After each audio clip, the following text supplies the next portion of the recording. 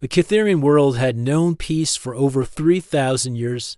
Their planet, Serenata Prime, floated like a giant crystal in space, its surface covered with cities that looked more like beautiful sculptures than buildings. The Cytherians themselves were fascinating beings, tall, graceful creatures made of living crystal that could change colors based on their emotions. When they were happy, they glowed soft blue. When worried, they turned amber. For generations, the Cytherians had perfected the art of harmony. They didn't need to speak out loud because they could share thoughts directly with each other. They had no armies, no weapons, no concept of real conflict. Their biggest problems were usually things like deciding which beautiful song to play during sunrise ceremonies, or how to make their crystal gardens even more magnificent. Captain Gentai was having one of those peaceful mornings, watching the twin suns rise over her city when everything changed. She was standing on her observation deck, sipping something that tasted like liquid starlight. When the first alarm started ringing, at first, she thought it might be a malfunction. The early warning systems hadn't activated in centuries, but then she felt it, a cold, empty sensation that made every crystal in her body dim with fear. Something was coming, and it felt wrong in a way she couldn't explain. The space around their planet suddenly filled with ships. But these weren't ships like anything the Cytherians had ever seen. They were massive, dark, mechanical things that seemed to absorb light rather than reflect it. They moved with perfect precision, like parts of a giant machine, and they had one clear purpose: destruction. These were the Void Hunters, though the Cytherians didn't know that name yet. They were ancient machines that had been wandering the galaxy for millions of years, consuming entire worlds to feed their endless hunger for energy. They didn't negotiate, didn't communicate, didn't show mercy. They simply arrived, took what they needed, and left nothing behind. Gentai rushed to her command center, her crystal body now flashing between amber and deep red, colors that meant panic and desperation. Around her, other Cytherians were trying to understand what was happening. Their peaceful minds struggled to process the concept of beings that existed only to destroy. "Raise the shields," Gentai ordered, her voice trembling. The Cytherians had defensive technology, energy barriers that could protect them from natural disasters like asteroid impacts or solar flares. Surely that would be enough. The shields came online, creating a shimmering dome of energy around their world. For a moment, Gentai felt hope. Their technology was advanced, refined over millennia of peaceful development. Maybe these invaders would see their defenses and move on to easier targets. That hope lasted exactly for minutes. The Void Hunters fired their weapons, and the shield began to crack like glass. The energy barriers that had protected Serenata Prime for centuries started failing under an assault they were never designed to handle. The Cytherians watched in horror as their perfect defenses crumbled. Panic spread through the crystal cities as the reality of their situation became clear. The Cytherians had no weapons, no military, no experience with real conflict. They were like a civilization of artists being attacked by a war machine, and they had no idea how to fight back. "Send a message," Gentai said, her voice now steady. Despite her fear, "send it to everyone, every civilization we know. Tell them we need help." The message that went out across space was simple but heartbreaking. It spoke of a peaceful people facing extinction, of a beautiful world about to be destroyed by forces they couldn't understand or fight. It was a cry for help from beings who had never hurt anyone, who had spent their entire history creating beauty and harmony. The response was swift, but not what they hoped for. The Zentarians, a logical species known for their mathematical precision, sent back calculations showing that helping the Cytherians would result in a 97.3% chance of their own destruction. They politely declined. The ethereal collective, wise beings who claimed to understand the balance of the universe, replied that interfering would disrupt cosmic harmony. They suggested the Cytherians accept their fate as part of a greater plan. One by one, every advanced civilization found reasons to stay away. Some claimed they were too far away to help in time. Others said they didn't have the military capability. A few were honest enough to admit they were simply too afraid of the Void Hunters. As the hours passed and their shields continued to weaken, the Cytherians faced a terrible truth. They were alone. In a galaxy full of intelligent life, no one was willing to risk themselves for strangers. Then something unexpected happened. A new signal appeared on their communications array, coming from a sector of space that most civilizations considered unimportant. The signal originated from a small, unremarkable planet that the galactic databases listed as a death world, a place so hostile that no civilized species would ever choose to live there.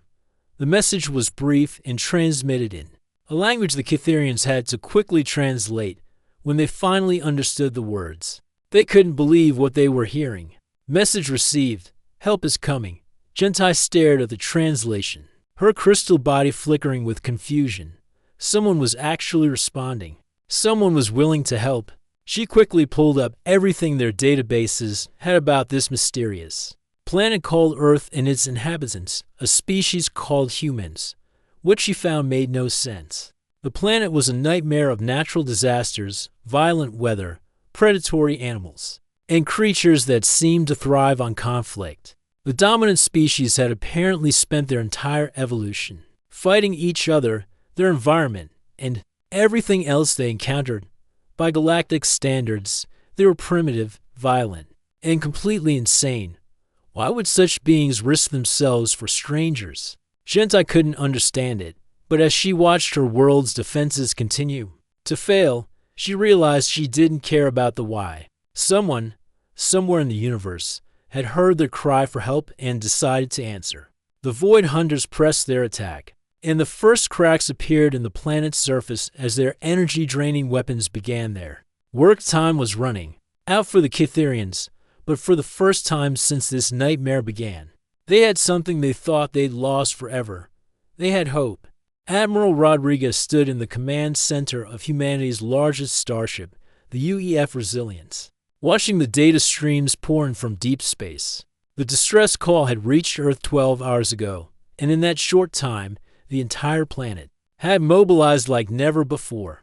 The message from the crystal beings was still playing on repeat across every military base on Earth. You could hear the desperation in their translated words, the fear of a species that had never known real danger before. It reminded Rodriguez of something his grandfather used to say. Sometimes the strongest people are the ones who've never had to be strong.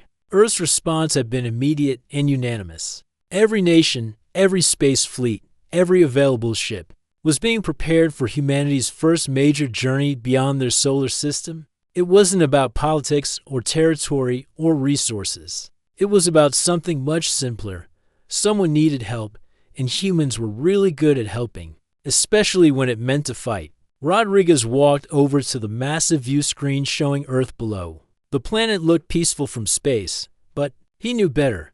Down there, factories were working around the clock to build weapons and supplies. Soldiers were saying goodbye to their families. Engineers were making final adjustments to technologies that had never been tested in real space combat. Sir, we're getting some interesting communications from other civilizations. His communications officer reported. It seems word is spreading about our response to the Cytherian distress call. Rodriguez nodded. Put it on screen. The first transmission was from the Zentarians, those mathematical beings who love their calculations. Their message was polite but clearly confused. They wanted to know why humans would risk themselves for unknown aliens when the probability of survival was so low. They seemed genuinely puzzled by the concept.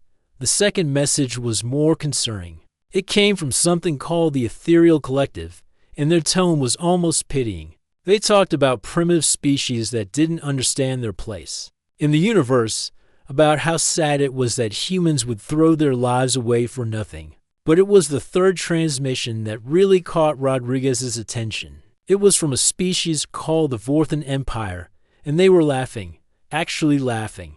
They found it hilarious that inhabitants of a death world thought they could accomplish what advanced civilizations wouldn't even attempt. Rodriguez felt his jaw tighten. Throughout human history, people had made the mistake of underestimating Earth's children. It never ended well for those people.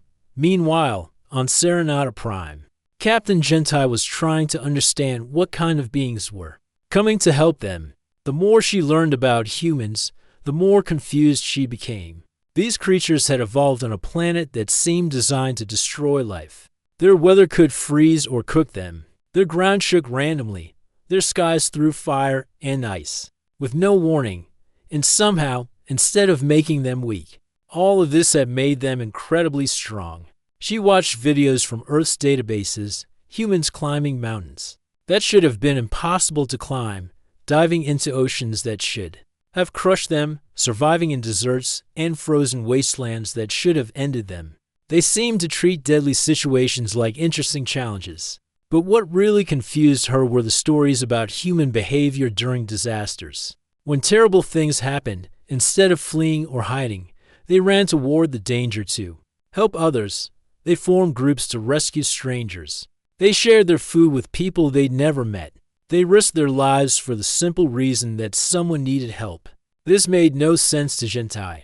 Every other species in the galaxy had evolved past such dangerous behavior. Self-preservation was logical. Helping strangers was not, yet somehow, this illogical trait seemed to be one of humanity's defining characteristics. The human fleet was approaching fast, much faster than should have been possible. Their ships looked strange compared to the elegant vessels of other civilizations, where most species built beautiful, curved ships that looked like art pieces. Human ships looked like they were built for one purpose: to survive anything the universe could throw at them. Rodriguez opened a communication channel to Serenata Prime. The face that appeared on his screen was unlike anything he'd ever seen, a being made of living crystal whose colors shifted with emotion. Right now, those colors showed fear, hope, and something else he couldn't quite identify. "This is Admiral Rodriguez of the United Earth Federation," he said. "We received your distress call. Our fleet will reach your system in 18 hours. Gentias." Crystal form shifted to brighter colors. "Admiral Rodriguez, I must warn you. The Void Hunters have destroyed civilizations far more advanced than what our records show about your species. Perhaps you should reconsider." Rodriguez smiled, and it wasn't a particularly nice smile. "Ma'am, with respect, your records probably don't tell the whole story about humans. We've spent our entire existence fighting things that wanted to destroy us. We're really, really good at it, but these are mechanical beings," Gentai protested. "They feel no pain, no fear. They cannot be reasoned with or frightened away." "Good," Rodriguez replied. "That means we don't have to feel bad about what we're going to do to them." The transmission ended, leaving Gentai staring at the empty screen. Around the galaxy, other civilizations were having similar conversations, trying to understand why these Deathworlders were so confident about facing an enemy that had terrified the galaxy for millions of years.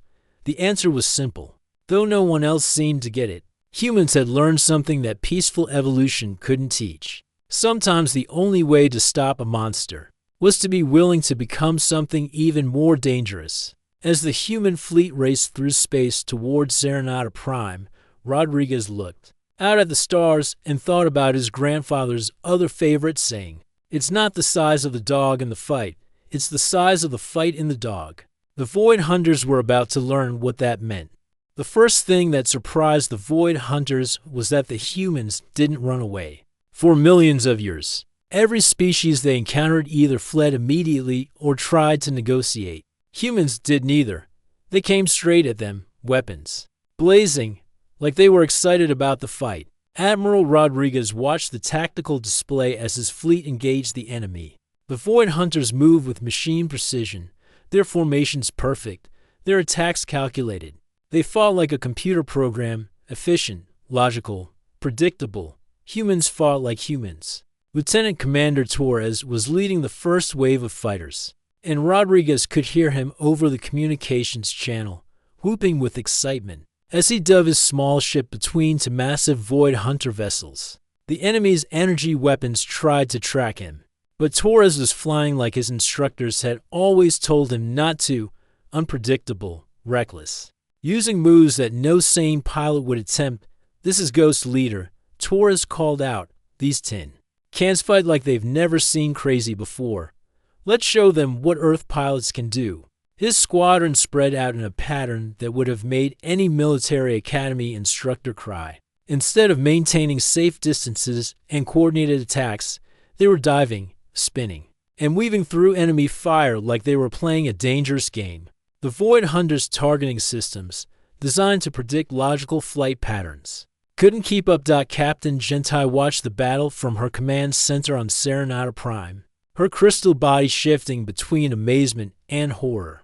The humans weren't just fighting, they were enjoying it. Their communications were filled with laughter, jokes, and celebration even as they flew into deadly situations.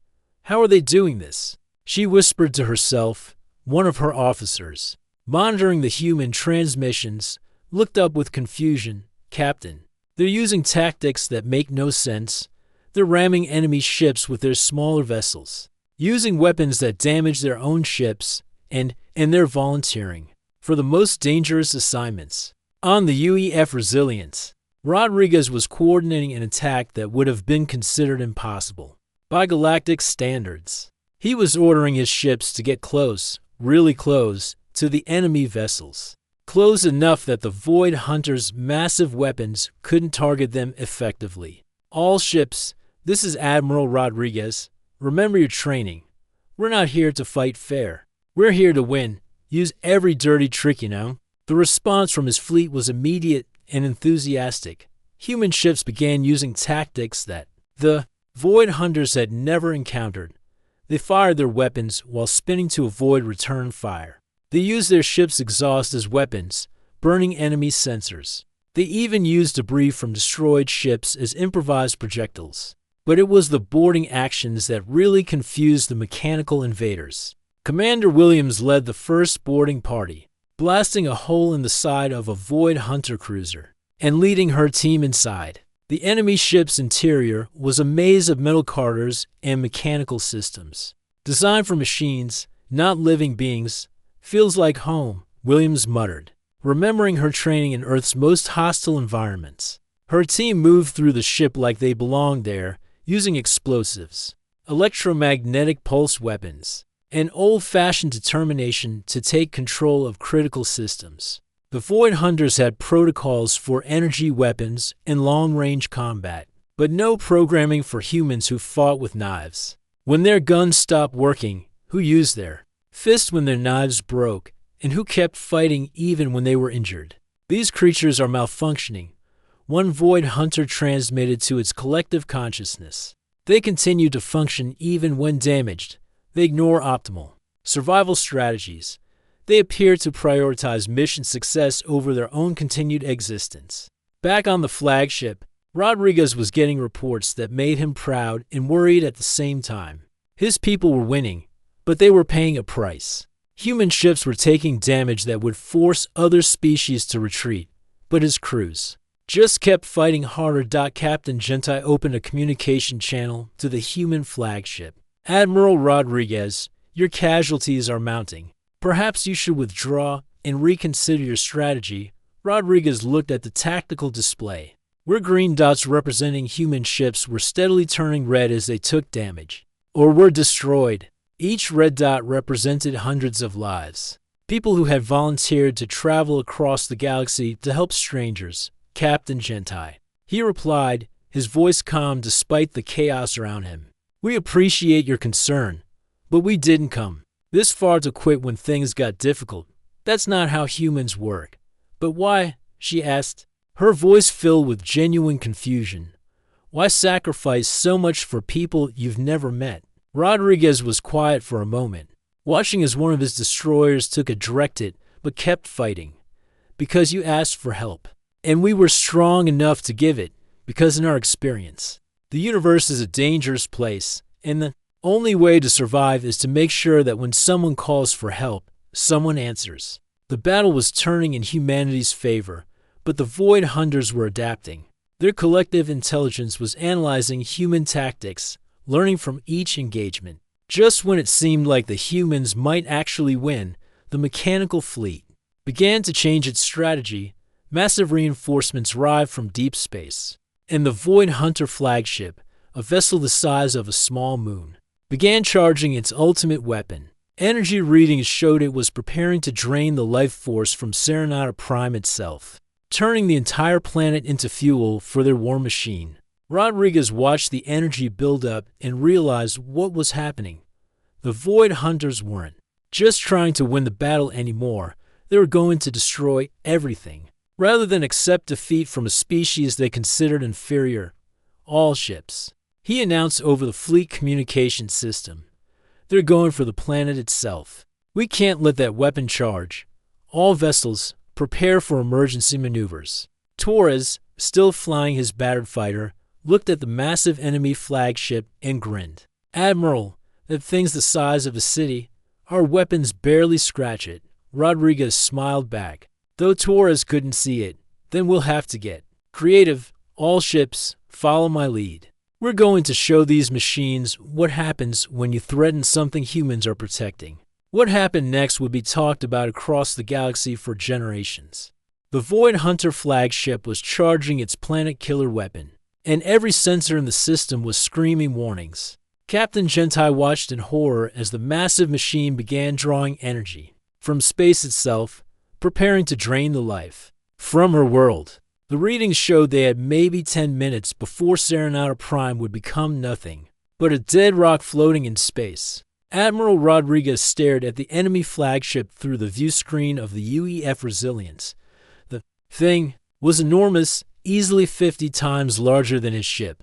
Their weapons had barely scratched its surface, and conventional attacks would take ours they didn't have. But Rodriguez hadn't become an admiral by thinking conventionally. Communications. Open a channel to all ships, he ordered. Channel open. Sir. Rodriguez took a deep breath. What he was about to ask his people to do went against every rule of space combat ever written. But then again, humans had never been very good at following rules. This is Admiral Rodriguez to all vessels. You can see what we're facing. That weapon will destroy the planet, and everyone on it in less than 10 minutes. Our conventional weapons can't stop it in time. He paused, looking around at his bridge crew. Young faces, determined faces. Faces of people who had volunteered to travel across the galaxy to help strangers. I'm not ordering anyone to do this, he continued. But there is one way to stop that weapon. The Resilience is going to ram that flagship directly into its power core. We're going to hit them so hard they'll forget what they were doing. The bridge went quiet. Everyone understood what he was saying. This wasn't a battle plan. It was a sacrifice mission. The Resilience would be destroyed, and everyone on board would die. Lieutenant Torres, still flying his damaged fighter, was the first to respond over the fleet communications. Admiral, with respect, that's the dumbest plan I've ever heard. There was a pause, then his voice came back with a grin in it. I love it. Ghost Squadron will clear you a path, one by one. Other ship captains began volunteering to join the attack. Commander Williams, who had just fought her way out of the enemy cruiser she'd been boarding, immediately changed course toward the flagship. Captain Peterson, whose destroyer was barely holding together, pushed his engines past their safety limits to catch up. Rodriguez felt a mix of pride and sadness as he listened to his people volunteer for what they all knew was a one-way mission. This was what made humans different, not their technology or their weapons, but their willingness to give everything for something they believed in. Sir, his tactical officer reported, the enemy weapon is at 60% charge. 6 minutes. Until firing, Rodriguez nodded. All power to engines. Take us in. The Resilience began its final approach, with the remaining human fleet forming a protective formation around it.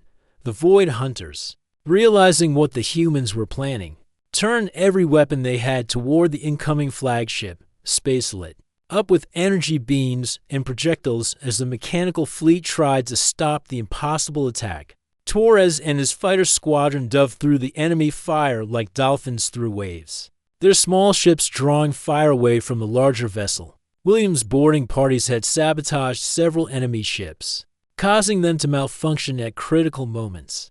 Every human ship pushed themselves beyond their limits, creating chaos in the precisely ordered Void Hunter formation. Captain Gentai watched the battle with emotions her crystal body had never displayed before.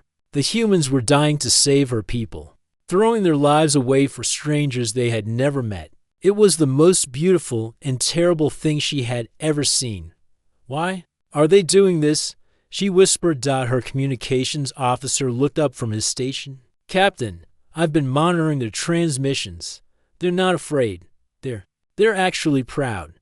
They keep talking about something called honor and duty and they're saying goodbye to their families back on Earth, on the bridge of the Resilience. Rodriguez opened one final communication channel, not to his fleet, but to Earth itself. The transmission would take ours to reach home, but he wanted his planet to know what had happened here. This is Admiral Rodriguez of the UEF Resilience, transmitting from the Serenata system. If you're receiving this, then our mission here is complete. We found people who needed help, and we gave it. We found monsters that needed stopping, and we stopped them. Today, humanity showed the galaxy what we're really made of. He looked around his bridge one more time. His crew was at their stations, calm and professional, doing their jobs even though they knew these would be their last moments. Rodriguez had never been more proud to be human. 30 seconds to impact, his helmsman reported. All hands, brace. For impact, Rodriguez announced over the ship's intercom. It's been an honor serving with you all. The Resilience struck the Void Hunter flagship like a meteor, punching through its massive hull and driving deep into its core systems. The explosion that followed lit up the entire system, a brilliant flash that marked the moment when Earth's children made their final statement to the universe. The planet killer weapon shut down instantly as its power systems overloaded. The entire Void Hunter fleet went dark as their collective intelligence, linked to the flagship, suffered massive system failures. For the first time in millions of years, the unstoppable machines simply stopped. In the aftermath, as rescue ships searched for survivors and the remaining Void Hunters retreated into deep space, the galaxy realized something that would change everything. The universe had spent eons believing that intelligence meant evolving past violence, past sacrifice, past the primitive urge to fight for others. Humanity had just proven them wrong. Sometimes the galaxy needed monsters to fight. Monsters. And sometimes the greatest monsters of all were the ones who chose to be heroes. 3 months had passed since the Battle of Serenata Prime, and the galaxy had not been the same since. News of what humanity had done spread through hyperspace communications faster than any story in galactic history. The species that everyone had dismissed as primitive Deathworlders had done something no advanced civilization thought possible. They had defeated the Void Hunters. More importantly, they had done it by sacrificing themselves for complete strangers. Captain Gentai, now Ambassador Gentai, stood in the newly rebuilt crystal gardens of her homeworld, looking up at the stars. Somewhere out there was Earth, the little blue planet whose children had saved her people. She still struggled to understand how beings capable of such incredible violence could also be capable of such pure compassion. The memorial they had built for Admiral Rodriguez and his crew was the most beautiful thing the Catherians had ever created. It was made from a special crystal that captured and held light, so it glowed eternally with the colors of hope and gratitude. But Gentai knew that no monument could truly capture what those humans had given them. The political situation across the galaxy had become complicated in ways no one had expected. The ethereal collective, those wise beings who claimed to understand cosmic balance, had split into 3 different factions. Some believed humanity represented the next step in evolution, a species that had somehow combined violence and compassion into something greater than either. Alone, others saw them as a dangerous mistake that threatened the natural order of things. The Centaurians, with their love of mathematics, had spent weeks trying to calculate the probability of humans doing what they did. Every equation came back with the same result: impossible, according to their models. No rational species would sacrifice themselves for strangers with no hope of reward. They had finally given up trying to understand it and simply classified humans as incalculable. But it was the reactions of the younger civilizations that really worried the old powers. Species after species was sending diplomatic missions to Earth, wanting to learn more about these Deathworlders who had become heroes. Some wanted to form alliances, others wanted to study human culture. A few wanted to hire human mercenaries. For their own conflicts, Earth itself was transforming rapidly. The United Earth Federation had grown from a single-planet government to an interstellar power. Almost overnight, human ships were being built in space docks around the solar system, and volunteers were lining up to join what was now being called the Galactic Response Fleet. Admiral Chen, Rodriguez's replacement, stood on the bridge of the new UEF Resilience, a ship twice the size of the original, and built with technology gifted by grateful alien civilizations. She was reviewing reports from across human space when her communications officer approached. "Ma'am, we're getting another distress call." Chen looked up from her reports. From where? The former Void Hunter territories. Apparently, when the hunters retreated, something else moved in, something worse.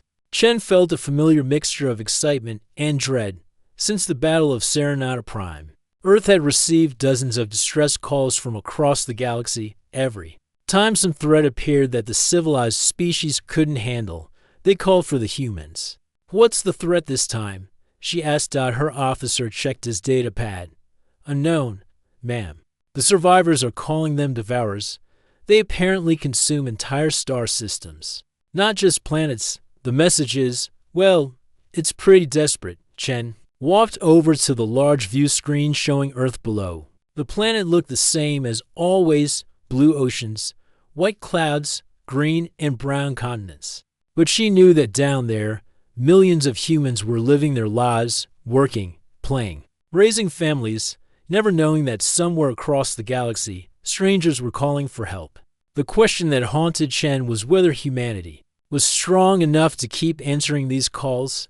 Every mission cost lives. Every battle left families without fathers, mothers, children. Earth was becoming known as the galaxy's protector, but the cost was starting to add up. "Ma'am." Her tactical officer interrupted her thoughts.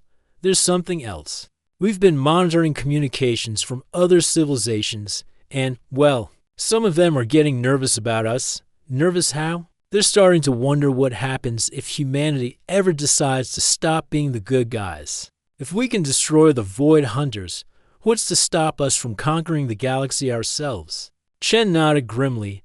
She had been expecting this. Fear was the natural response when someone demonstrated overwhelming power, even when they used it to help others. The same qualities that made humans effective protectors also made them potentially terrifying.